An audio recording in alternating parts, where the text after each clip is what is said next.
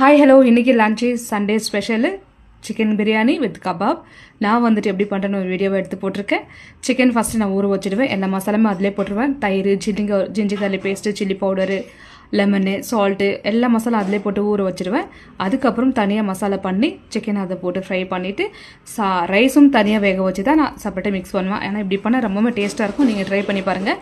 இதெல்லாம் நல்லா ஃப்ரை பண்ணிவிட்டு தனியாக சாப்பாடு வேக வச்சு மிக்ஸ் பண்ணும்போது கொஞ்சம் தனியாக வெங்காயத்தை வறுத்துக்கணும். எண்ணெயில் டீப் ஃப்ரை பண்ணிக்கின்னு அதை எடுத்து நம்ம லேயராக போடணும். சிக்கன் ஒரு லேயரு, ஆனியன் ஒரு லேயரு, கொத்தமல்லி எல்லாம் ஒரு லேயர் போட்டு மேலே ரைஸ் போடணும்.